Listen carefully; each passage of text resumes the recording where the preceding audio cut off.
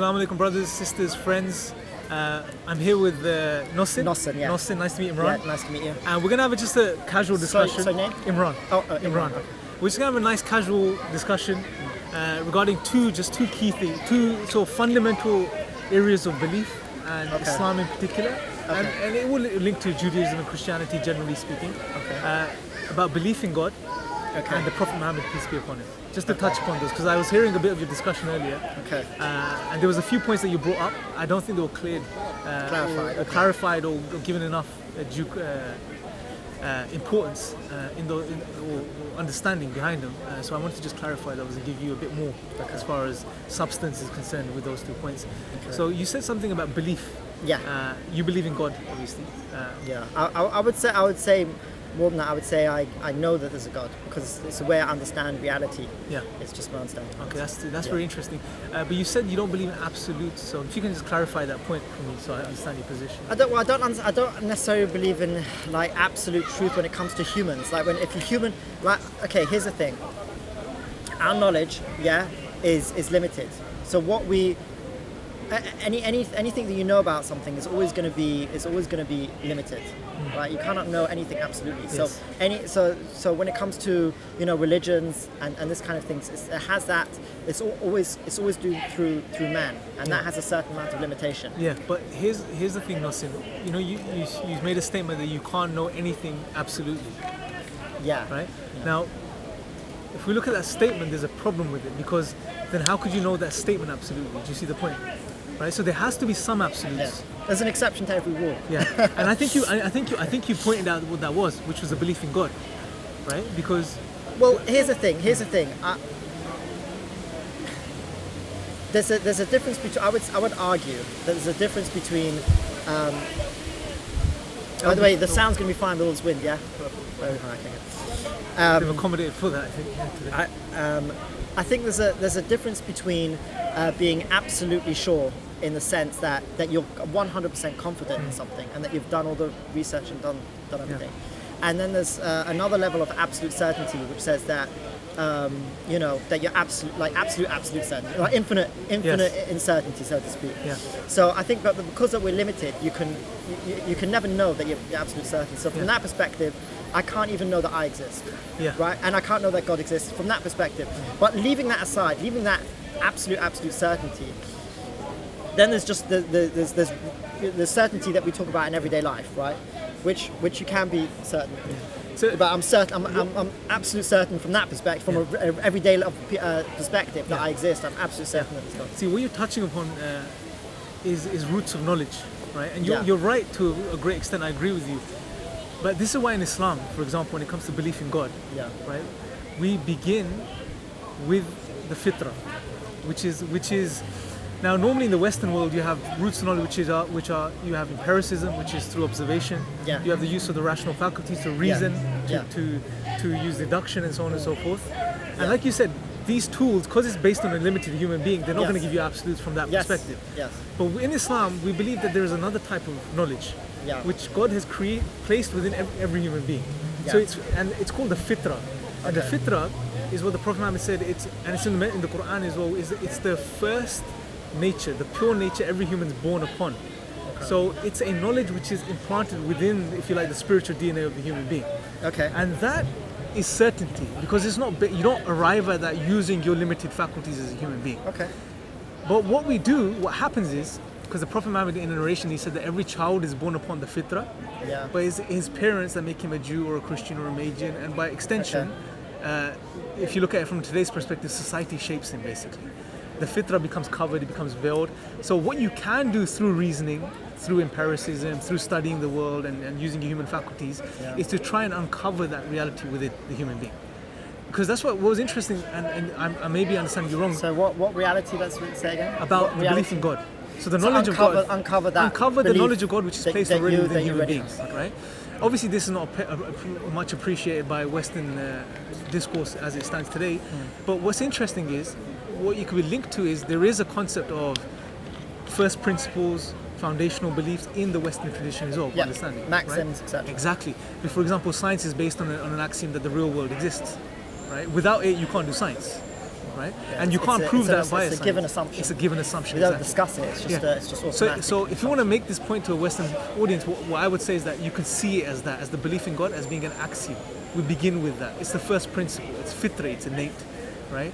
And that's why I think that's what you were alluding to when you said that you believe in God, and you're certain of it to an extent. I'm guessing. Well, I'm certain of it. In the everyday life, in the everyday sense, I'm absolutely certain. But when it comes to using your reasoning and stuff like that, you can't be certain with things. Is that what your point was?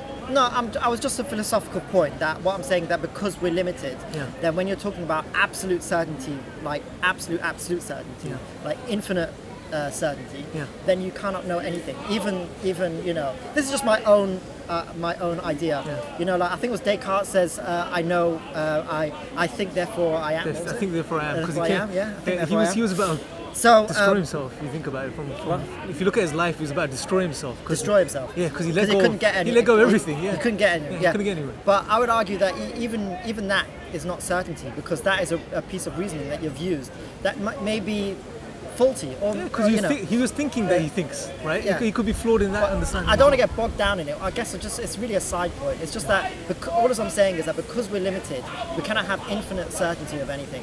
But in the everyday world, right, we have what we call practical certainty, where like I'm practically certain that you exist. I'm practically certain. Definitely it's axiomatic. You take it as an axiom. Yeah, exactly. You can't prove axioms. It's a very simple way and a reasonable way to look at it. That's absolutely. So I guess we're on the same page as far as that's concerned. But before we move on from, I guess, God's existence, which we believe is fitra, it's innate, would you agree with that concept from your tradition? No, not at all. Okay. So how did you arrive at the conclusion that you were certain in God's existence? Because you said you don't believe in certainty using your rational faculties or these tools that we have. So it's just I do believe in certainty using your rational faculties. My point is that it's a practical certainty, not an absolute, not an infinite certainty. So the belief in God's a practical certainty. Sure. We are practical human beings. We're physical, practical. So what's the difference for you between practical certainty and actual certainty, as in infinite? I would define it as a difference between infinite certainty and like realistic certainty, right? So infinite certainty would be that you can somehow prove maxims. You can't prove maxims, right? You don't need to prove maxims. You don't. That's the whole point of a maxim, is that it's unproven. It's impossible to prove an axiom or a maxim. Right. But how can you be absolutely certain that the maxim is true? Because of its necessity. Because of its necessity. Yeah. Meaning, but I'll give you an example. Possible that you think something's a maxim and it turns out not to be? Well, it can be, yeah. It can be. So there you go. You can't be absolutely certain. But it doesn't mean that I doubt it. Yeah. It doesn't mean that I doubt the maxims. It just that means that because of... I don't want to get bogged down in this. Yeah. It's just... All I'm saying is that we cannot, because we are limited human beings, right? We cannot have infinite certainty. That has nothing to do with the day-to-day life, and it's nothing to do with science, nothing to do with philosophy. Yeah. It's just an absolute statement about the fact that we're human, right? So you can do philosophy, you can do science, you can do all sorts of things, right? And have certainty in the everyday life. But I don't want to get this long bogged down. Well, just to summarize that, I know because you're getting too deep into this, but the point about disproving axioms, that can only happen when the axiom itself was a flawed axiom to begin with, right? So of course. For example, there are certain... But how do you know if it's flawed? Sure. So here's the thing: there are certain, because they have certain criteria axioms. If you look at all the axioms we have, how do you know the criteria? No, but what I mean by criteria is that when you look at the axioms we have, right? Yeah. For example, human rationality we take as an axiom. The past exists as an axiom. That the real world is real is an axiom. And these are there's many more, right? There's a whole array of them. There's not too many, but when you look at them across the board, there are certain things that are true for all of them, right? So I wish we wouldn't get into this, because I think it's a very boring discussion. We'll come back out. Let's come back out of that discussion. But here's the thing: when it comes to Islam, let's just say my belief is you cannot have, because we're limited. Yeah. Let's take it as a belief, and we'll accept it, and we can move on to discussion. But this is why that you cannot have infinite certainty, but you can have everyday certainty, which we use all the time. That's the only thing that's what we use all the time. I would disagree with you on that point. And that's what the maxims that we have. That would be what. No. It doesn't matter if you disagree. I'm just explaining what my belief is. No, sure, I know. We can continue from there. The reason I would, from my perspective, disagree with what you're saying, you can hold your belief, no problem. Yeah. Is that from our tradition, we believe in the fitra, which is not based on using your faculties to come to the conclusion God exists, all these tools that we've been given as human beings, which are limited. It's based on something placed within you. If that's the case, then we believe it is the case. Because if you can study human beings, look through history, the belief in God has always been there, naturally across the board. It's not something that people have arrived at, right? And we can argue an axiom, but here's the thing, the point is this, that if it's there, and it's fitrah, then I would say it's certain in the true sense. It's because it's not limited to our faculties that arrive at it, right? Now, I would say you can argue from, if you're speaking to someone that doesn't believe in God, you can argue from the perspective, well, look at life, look at reality, look at the things around us. They point out that they're a signpost to the transcendent anyway, right? Which you'll probably agree if you look at things, Absolutely, so when it comes to God, you believe, however you believe in it, whatever certain you want to categorize it in. Okay, we'll stick to that for now. Absolutely. But when it comes to your belief in God, there's God. What do you believe about God? Like, do you believe He's one? I was thinking about that recently. The thing is, I think when you use the word one, you're always talking about it in terms of the creation. You know, I've got one orange, two orange. I find it difficult to know what that would mean when you're talking about God, who's the creator. So I don't know what that would mean. Like, is he, as opposed to, like, for example, if God's infinite, can he be called one? So another way of, some people describe, I think in Eastern philosophies, they describe God as like zero. You know, as like. And there's different ways of coming towards that. It's very interesting you said that, bro. Just let me finish. Yeah, sorry. So, and I just want the point for the camera. So, basically, when you're using terms like one, you know, what about infinite? What about zero? So, for me, I don't know how much meaning that has, you know, to call it one. I mean, obviously, in a very simple term, do I believe there's many gods? No. From that perspective, no, absolutely, I believe there's one God. But you know, if you want to get really deep, then it gets. I think there's a bit more. There's more. Have you read the Quran yourself? No. Okay, because what you're saying is just reminds me of something very powerful in the Quran. What you said is quite true, because God says, for example, in the 112th chapter, He says, "Qul huwa Allahu ahad," right? The word probably rings a bell with you if you know Aramaic or Hebrew. Ahad. So here's the thing: in the Arabic language, when you use the number system, the word that's used normally is wahid, which is one. Okay. But here, when God speaks about His oneness, He uses the word ahad. Now, if you look at the root of the word and you go into it, you study it, what you see is that this one is a one without a second or a third or a fourth. It's a one you can't break or individualize or make into parts. Okay. It's a one you can't link to the physical reality, the world we see around us in any way, shape or form. So it's beyond the scope, beyond the physical. So, and it's interesting because it's in line with what you're saying, because what you said is that when it comes to God, can you use the word one because it's about parts, it's a number, we use it in this way with reality. So it's interesting because God says Himself, ahad, which signifies that this one is you use it in human language to say one, but when you really think about what this one means, it's distinct and disjoint from this reality in every way, shape or form. It's a unique one you can't break or put into parts in any way, shape or form. So I think it's very interesting with what you said. It's in line with what you believe is in line with what the Quran says in this respect with God's oneness. So does that mean they invented the word specifically for God? No, because the Arabic words already existed. But when it came how was the word used other than God? In the Arabic? Yeah. I don't know. I don't know how it was. Something you might want to think about. Yeah, I'll have a look into that. That's quite a good point. But the thing interesting, there are some unique words in the Quran which didn't really exist in the Arabic beforehand, right? Okay. So, and this is why the Quran is used as the pinnacle of the Arabic language itself from a grammatical perspective, and they used it as a what's the word? What do you call something that's the you use as a criterion for everything? Yeah, criterion, I guess. Yeah. Okay. But the point is that ahad itself, when you look at the word, when you study the word as it stands, it signifies it. And I don't think, as far as I know, that word in its proper sense has been used for other things. But I'll check that. I will look into that. In Hebrew, it's used. Ahad, shtaim, shalosh is used. What does it mean number. in the Hebrew? One. Okay. It means just like in English, one. Oh, so it's like the number one. Yeah. Okay. Right, but in like they say God is echad is one, but there's also other terms like yochid. It means like it's a singular. So there's other, and in Kabbalistic teachings it teaches like similar ideas what you're saying, but not in the same way. Yeah. But in the idea of different ways of understanding oneness and what you were talking about. Yeah, and the following word in the second verse, God says Allahu Samad. Do you have a similar word to that? No. As-samad? As-samad. As-samad. So as-samad is, now this I know where it was used previously in the Arabic as well, so I can give you that context to this. But as-samad basically means it's a one which is completely independent, free of need, any type of need, it's perfect. It depends on nothing, but everything within creation, everything that exists depends upon it. Right? And it's absolute. It also has the connotations of being absolute and eternal, right? Okay. So this is how God describes himself, that he's this being, right? Normally the word samad in the Arabic was used for something strong like an anchor. So for example, at the time of war, they will see the person who was the strong person, who people will rely upon and gather around to protect themselves, he will be a samad. For example, if you look in the I don't know, well, if you look at the sea, when there's ships in the sea, people will tie their ships to a very heavy rock or something very stable, and that will be a samad. So something that everything depends upon and relies upon. So that is a very unique word that God uses as his name, or describes himself with, because what that signifies is that he's completely independent. He's not dependent on anything or anyone. He's unique. Everything depends upon him. Would you agree with that concept of God?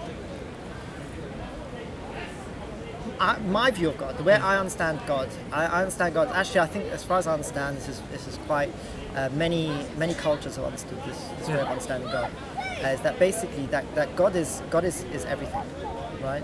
So basically the universe is a part of God, right? There is nothing else besides God. In Hebrew there's a term ein od milvado, right, which means there's nothing else besides him.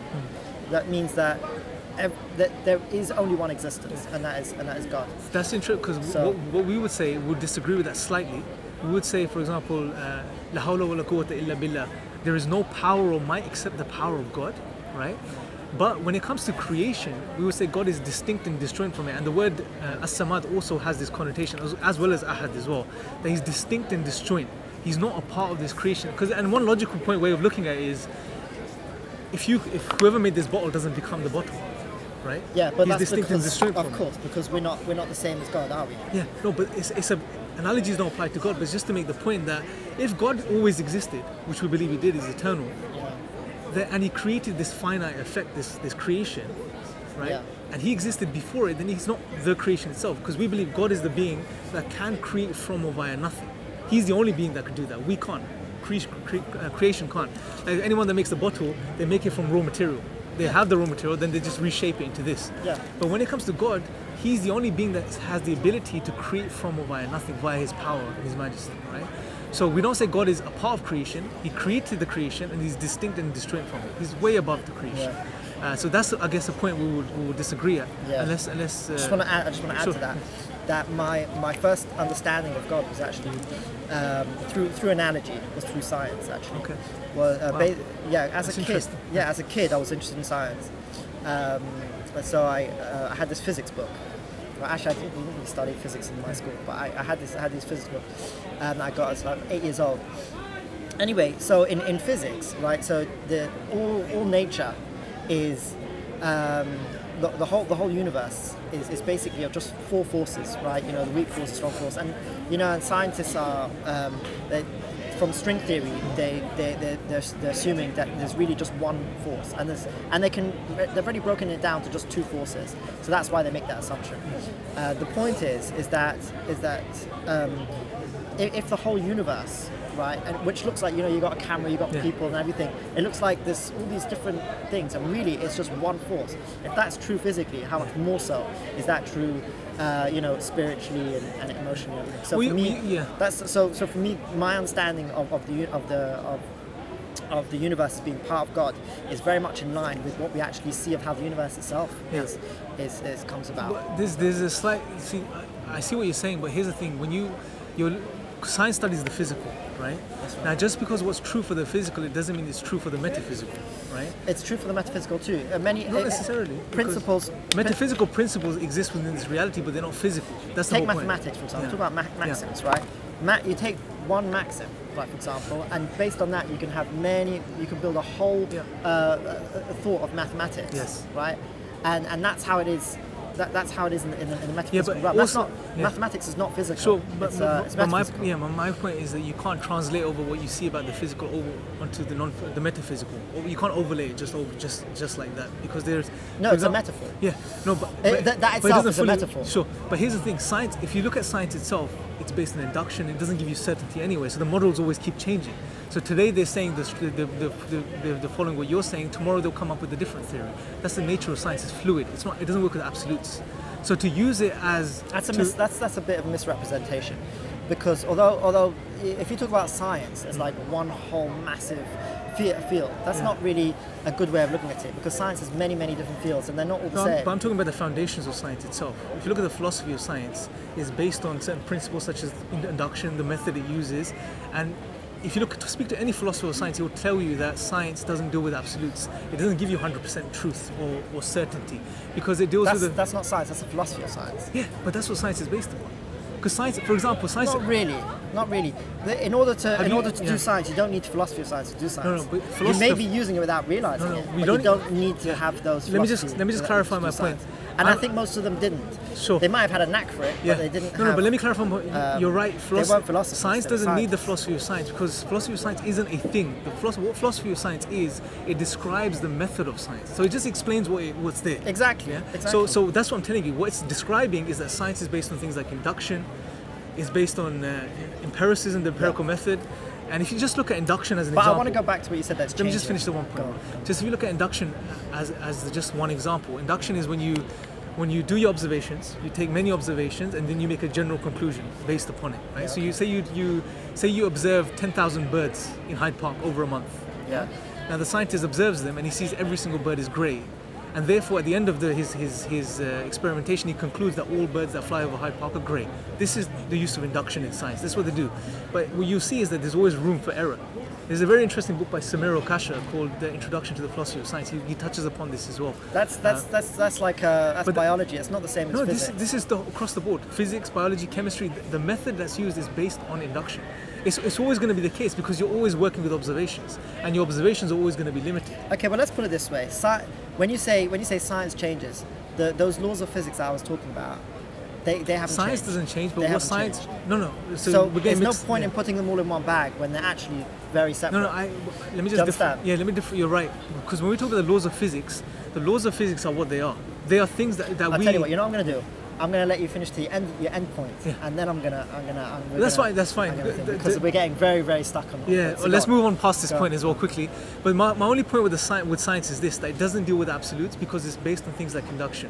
So that means your observations are always limited. You never have an infinite number of observations, right? Therefore, you can't make truth claims that it's absolutely this or absolutely that. Okay. That's well respected. It doesn't mean science doesn't work. Science works. It's phenomenal. It's a great method, right? We love it, but it doesn't deal with absolutes. Science. Absolutely, bro. Yes, we love do. a science. We should love a science at least. Go on. So yeah, that was the point basically with science. I don't know if you want to say anything regarding those science itself before we move on to the next one. I think I already said. Okay. So just the last point I want to touch on was Prophet Muhammad, peace be upon him. If we feel we can move to that point now. Sure. Because as far as I understand it, you don't consider him to be a prophet of God, or what's That's your right. position? Okay. Yeah. So the way I understand God, the way I understand rather our relationship with God, is that I believe that God it gives His message through everybody, through their heart, through their mind, through their experience, through their knowledge, etc. That's how God gives the message to people. Now I think when you believe in a person that's given a message, that can take you away from the message that you have.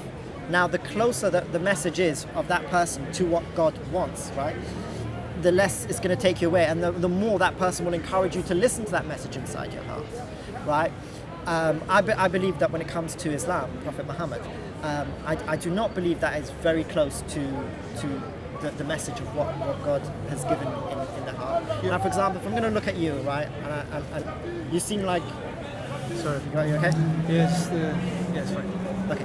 You seem like a nice guy, and maybe Islam has even made you a nicer person. I don't know your history, right?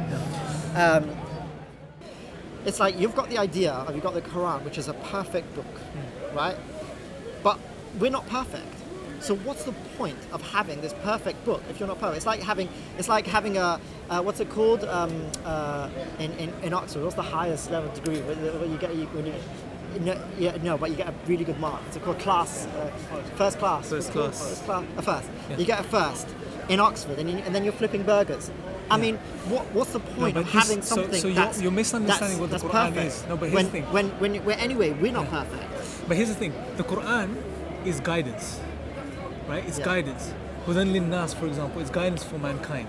Yeah. Now, it's there for a particular purpose, which is to guide imperfect human beings and to get them on a track which is the best that they can be, right? Or to aspire to be the best they can aspire to be. No one's going to be perfect. Yeah. So there's no logical correlation there. Just the guidance could be perfect.